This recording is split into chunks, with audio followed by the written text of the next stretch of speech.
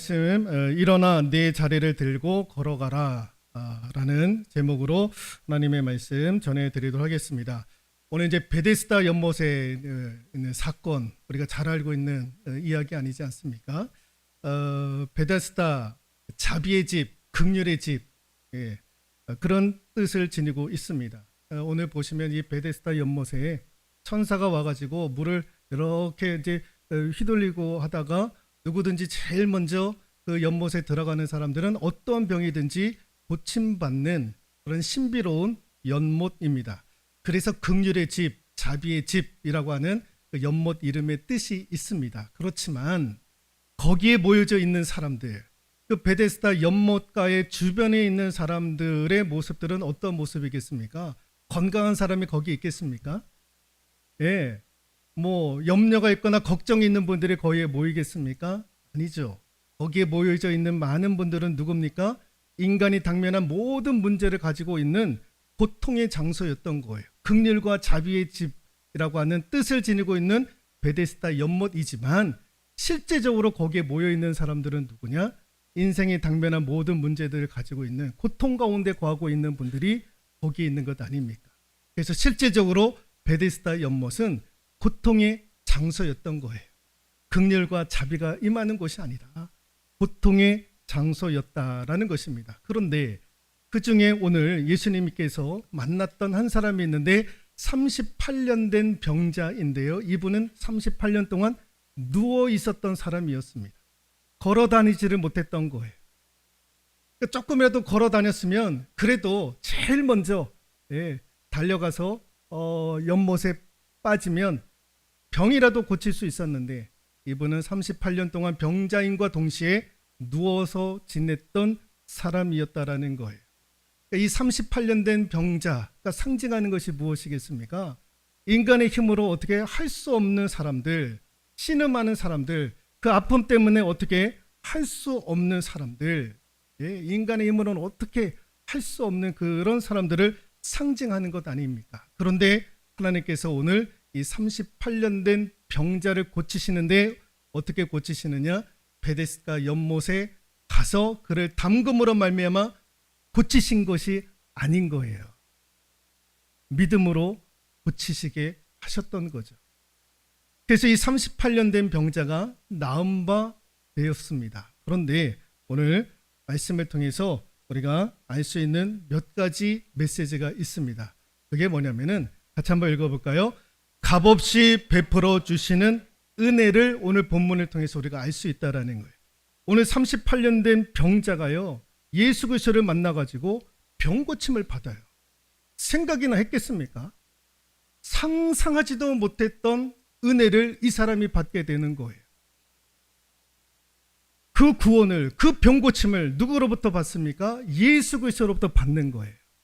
그러니까 이분은요, 지금 값없이 베풀어 주시는 예수 그리스도의 은혜를 받는 거예요. 여러분, 하나님께서 우리에게 베풀어 주시는 은혜는 값비싼 은혜가 아니라 값없이 베풀어 주신 은혜인 거예요. 여러분, 우리가 구원받았습니다. 저와 여러분들이 하나님께 구원받았는데 무엇 때문에 구원을 받았습니까? 우리가 자랑할 만한 게 없어요. 내가 이런 것 때문에 하나님께 내가 불쌍히 여김을 받아서 구원받았다라고 자랑할 만한 것이 뭐가 있겠습니까? 목사님은 목사님이기 때문에 구원받은 것 아니겠습니까? 아니, 목사가 되었기 때문에 구원받았습니까? 이미 구원받았기 때문에 그 은혜에 감사해서 사명받고 목사의 자리로 나아가는 것 아닙니까? 여러분, 구원의 자리에서는요, 자랑할 게 아무것도 없는 거예요. 근데 그걸 누가 베풀어 주시느냐? 우리 하나님이 예수 그리스도를 통해서 베풀어 주시는 거예요. 그러니까 하나님이 우리에게 베풀어 주신 은혜는 값없이 베풀어 주시는 은혜다라는 겁니다. 또 하나의 메시지가 무엇이냐? 한번 읽어볼까요? 우리의 아픔을 아시는 은혜다라는 거예요. 오늘 6절 말씀 같이 한번 읽어볼까요? 6절입니다. 시작. 예수께서 그 누운 것을 보시고 병이 벌써 오래된 줄 아시고 이르시되, 거기까지 있도록 하겠습니다. 예수께서 그 누운 것을 보시고 병이 벌써 오래인 줄 아셨다라는 거예요. 38년 된 병자가. 네. 이 병이 앓고 있는 거를 아셨다라는 거예요. 벌써 아셨다라는 거예요. 우리 예수님은 아시는 거예요. 뭘 아시느냐? 우리의 아픔을 아시는 하나님이시다라는 거예요. 나의 아픔을 내가 알지 누가 알아줘. 내 상한 상처 내가 알지 누가 알아줘. 내 부모도 알아주지 않고 내 남편도 내 아내도 내 자식도 내 아픈 상처 내 아픈 마음 알아주지 않는데 그 누구가 내 마음을 알아주겠어. 우리는 그렇게 생각하는데 아픈 마음을 누가 아시느냐? 우리 하나님이 아시더라라는 거예요. 여러분 마음에 아파하시는 분들이 있습니까? 사람들은 몰라줘도 우리 하나님은 아시는 줄로 믿습니다. 또 하나의 메시지 같이 한번 읽어볼까요? 소망을 통해 역사하시는 은혜. 소망을 통해 하나님은 역사하시기를. 그래서 우리가 소망을 갖기를 그거 가지면 된다라는 거예요. 그 소망을 통해 우리 하나님은 역사하에 가실 것이다. 우리에게 요구하시는 것이 무엇이냐? 소망인데 그 소망은 믿음으로 품는 소망인 거예요. 세상 사람들도 소망을 품는데 그리스도인들이 갖는 소망은 믿음으로 품는 소망인 거예요. 소망은 뭐라고요? 믿음으로 품는 소망이다라는 거죠. 오늘 예수님께서 아까 6절에 있는 말씀을 읽었습니다만 거기에 보시면 이르시되 네가 낫고자 하느냐. 네가 낫고자 하느냐라는 말의 의미가 무엇이겠습니까? 네가 낫고자 하느냐라는 말의 의미는 같이 한번 읽어볼까요? 소망이 예수님께만 있다라는 거예요. 네가 일어설 수 있는 것, 네가 병고침을 받을 수 있는 그 소망이 어디에 있느냐? 예수 그리스도에게만 있다라는 거예요. 너를 고쳐주시고 너를 살리실 분은 오직 하나님 외에는 없다라는 거예요. 누가 너를 고쳐줄 수 있겠느냐라는 거예요. 누가 너를 나을게 할 수 있겠느냐라는 거예요. 지금 38년 동안 베데스다 연못 주변에 누워 있었던 이 사람, 누가 너에게 도움을 주는 사람이 어디 있었느냐라는 거예요. 그래, 당신이 여기서 38년 동안 그래도 고쳐보려고 했는데 내가 그래도 한번 도움이 되어 주겠습니다 하고 나타난 사람들이 있었느냐라는 거예요. 그런 사람들의 도움을 네가 한 번이라도 받았느냐라는 거예요. 없지 않았느냐. 근데 내가 하겠다라는 거예요. 우리 예수님이 하시겠다라는 거예요.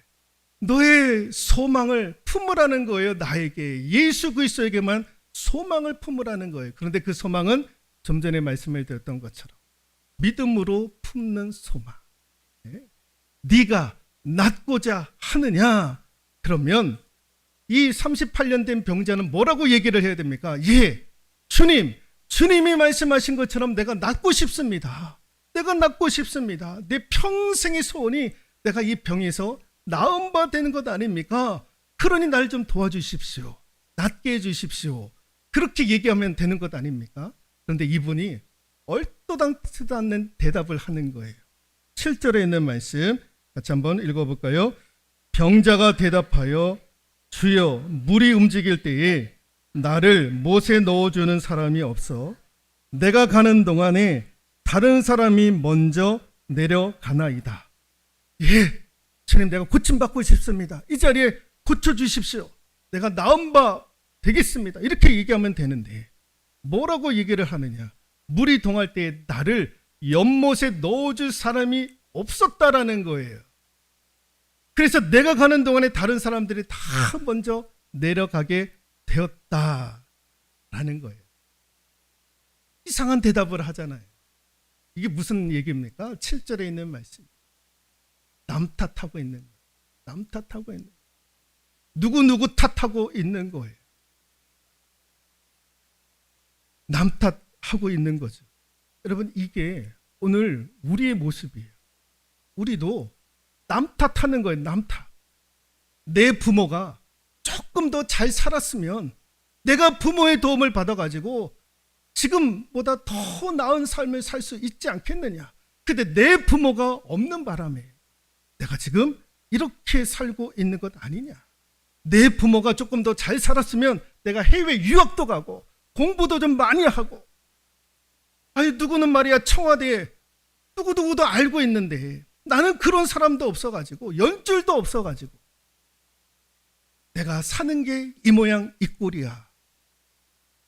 누군가 나를 좀 밀어주는 사람들이 있었으면 내가 지금 이렇게 살지 않을 텐데, 누가 나를 좀 화끈하게 좀 밀어주는 사람 한 사람이라도 나타났으면 나는 지금보다 더 나은 삶을 살 수 있었을 텐데 하는 거예요. 예. 누가 나를 좀 밀어줬으면. 예. 저도 예전에 그랬거든요. 누가 나를 좀 밀어줬으면, 우리 가정에 누군가가 좀 도움이 되어줬으면, 왜 그런 사람이 아무도 없었을까. 예.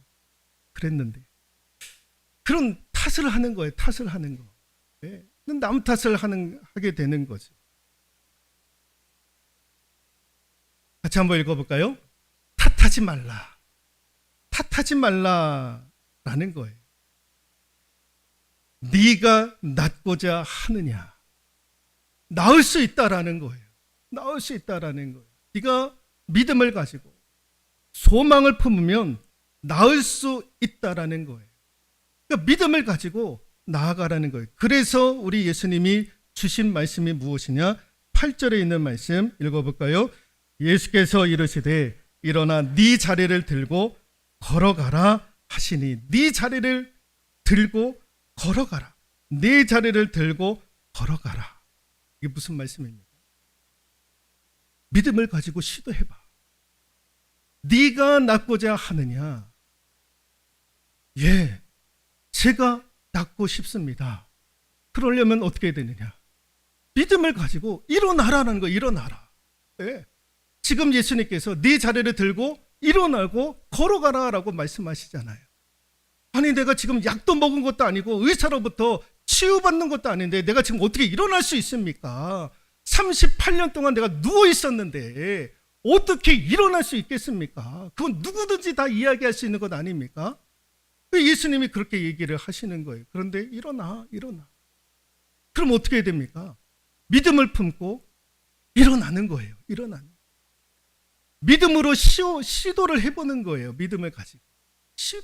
근데 시도도 안 하시는 분들이 있어요. 여러분, 믿음은요, 시도하는 거예요. 시도하는 거. 우리 주님이 말씀하셨으니까, 그래, 되든 안 되든 한번 해보자 해가지고 해보는 거예요. 해보는 거. 그게 믿음 아닙니까? 예. 그 믿음으로 일어나는 거예요. 그래서 예수 믿는 사람들은 그 믿음 때문에 소망을 갖고 탓하지 않는 거예요. 부모 탓하지 않는 거예요. 누가 나 밀어주지 않는다고 그런 사람 없느냐고 탓하지 않는 거예요. 우리 예수님이 해결해 가시니까, 우리 예수님이 다 해결해 가시니까 난 믿음을 가지고 소망을 품으면 되는 거예요. 그리고 되든 안 되든지 간에 가면 되는 거예요. 주님 바라보고 가면 되는 거예요. 예. K 볼이라고 하는 여자분이 쓰신 책이 있습니다. 이 봄이라고 하는 책이 있는데 7번째 봄이라고 하는 제목의 책인데요. 이 자서전이에요. 이분이 쓰신 이 책의 저자가 30살의 나이에 항생제를 먹고 부작용이 왔어요. 그래서 2009년도에 대학을 졸업하고 이제 디자이너로 이제 취업을 하고 열심히 살아갈 그때에 이 항생제를 먹고 나면서 부작용이 일어나는데, 어떤 부작용이 일어나느냐? 온몸이 막 부풀어 오르기 시작을 하는 거예요.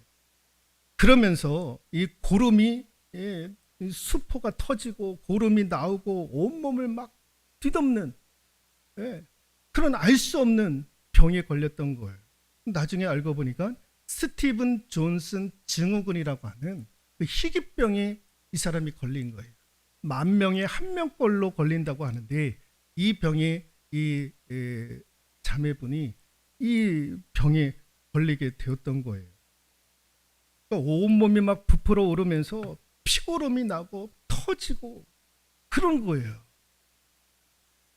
이 나중에 이제 스티븐 존슨이라고 하는 증후군이라는 것을 알고 이제 큰 병원에 옮겨가지고 이제 치료를 받는데, 어떻게 치료를 받느냐? 이거 다 벗겨내야 되는 거예요. 피부를. 부풀어 오르고 썩고 고름이 나고 이런 거를 다 피부를 벗겨내가지고요. 드레싱을 해야 되고 이런 작업을 해야 되는 거예요. 이런 작업을 몇 번을 하느냐? 7번을 하는 거예요. 7번. 어떻게 견뎌낼 수가 있겠습니까? 견뎌낼 수가 없는 거예요. 이게 이제 후유증이 뭐냐? 앞이 보이지 않는 망막과 각막이 상실이 된다고 그러는 거예요. 그러니까 7번의 이런 치료를 받는 거예요. 얼마나 고통에. 그러다가 결국에는 이분이 눈까지 시력까지 잃어버리게 돼요. 나중에는. 그 치료를 받는 과정에서 이분이 이런 얘기를 해요. 제가 한번 읽어드릴게요. 첫날 드레싱은 지옥과도 같았습니다. 타들어가는 목마름에도 물 한 모금 마실 수 없었고 뜨거운 용광로 속에서 살을 파먹는 구더기와 한 몸이 되어 활활 타오르는 것처럼 고통스러웠습니다. 죽고 싶어도 죽을 수 없고 후회해도 되돌아갈 수도 없는 곳. 그 이상도 그 이하도 아닌 딱 지옥이었습니다. 이 지옥 같은 상황을 7번을 그렇게 하는 거예요. 얼마나 견디기 어려웠는지 몰라요. 그런데 왜 이분이 견딜 수 있었느냐? 이분이 크리스찬이었거든요. 예수 믿는 사람이었거든요. 오빠와 여동생들이 와가지고 기도를 하는데 하나님 고쳐달라, 하나님 은혜 베풀어 달라, 하나님 강건하게 해달라, 이런 기도를 하는 게 아니라 하나님 감사합니다. 내 동생이 이렇게 지금 아파하고 있는데, 이렇게 사경을 헤매고 있는데, 본인 스스로가 지옥 같다고 하는데, 그럼에도 불구하고 우리 하나님 감사합니다. 감사합니다. 계속해서 감사합니다. 이 이야기를 이 자매가 듣고, 당사자인 자매가 듣고, 처음에는 열바가지가 났다라네. 내가 이렇게 지옥 같은 이런 지금 상황 가운데 놓여져 있는데 이게 어떻게 감사가 나올까? 이게 어떻게 감사가 나올까? 근데 오빠가 그렇게 기도하고 여동생들이 그렇게 감사 기도를 하는 거예요. 그러다 보니까 계속해서 오셔가지고 오빠와 동생들이 감사 기도를 하니까 나중에는 감사거리를 찾게 되더라는 거예요. 내가 지금 이 지경인데 내가 감사를 찾을 조건들이 뭐가 있을까? 이런 것들을 생각하게 되더라라는 것입니다. 그러더니 나중에 이분도요, 감사의 고백이 나오더라는 거예요. 그냥 자기도 모르게 하나님, 나는 지금 지옥 같은데도 불구하고 감사합니다. 감사합니다. 감사합니다. 라는 거예요. 그러다가 어느 날 하나님 앞에 질문을 던지는 거예요. 하나님, 왜 하필 수많은 사람들이 있는데 저를 택하셨습니까? 왜 저를 사랑하십니까? 이런 질문을 한번 던지게 되었다라는 거예요. 그때에 우리 하나님이 이분에게 감동을 주셔가지고 뭐라고 얘기를 하시느냐? 사랑하는 딸아, 내가 너를 사랑함은 사랑할 수밖에 없기 때문이란다 라고 하는 이 음성을 듣게 되었던 거예요. 이 음성을 듣고 정말 살아계신 하나님을 만나게 되고, 하나님이 나를 사랑하시는구나, 나를 사랑하시는구나 라는 것을 깨닫게 되었다라는 거예요. 그러면서 생각이 바뀌어지는 거예요. 나중에 이런 얘기를 해요. 제가 한번 읽어드리도록 하겠습니다. 아프기 전엔 하나님을 몰랐습니다. 아픈 뒤 하나님을 만났습니다. 하나님의 큰 사랑을 알게 되었습니다. 하나님을 모르는 저로 돌아가고 싶지 않아요. 이제는 나에게 새롭게 주어진 하루를 뜻깊고 사려 깊게 살고 싶습니다. 나의 저자이고 완성자이신 하나님 아버지에게 전적으로 의지합니다. 나는 두렵지만 하나님을 신뢰합니다. 그분의 다음 페이지를 기대하고 소망합니다. 라는 거예요. 내 삶의 다음 페이지를 기대하고 소망하게 되었다라는 거예요. 지금은 지옥 같은 현장이지만 하나님께서 내 인생의 다음 페이지를 어떻게 하실지 기대하고 소망이 되더라라는 것입니다. 같이 한번 읽어볼까요? 예수 믿는 사람에게는 절망은 없습니다. 오늘 예수님이 38년 된 병자를 향해서 일어나 네 자리를 들고 걸어가라. 우리 예수님이 주시는 메시지가 무엇입니까? 절망은 없다라는 거예요. 절망은 없다라는 거예요. 예수 믿는 사람에게 절망은 없다라는 거예요.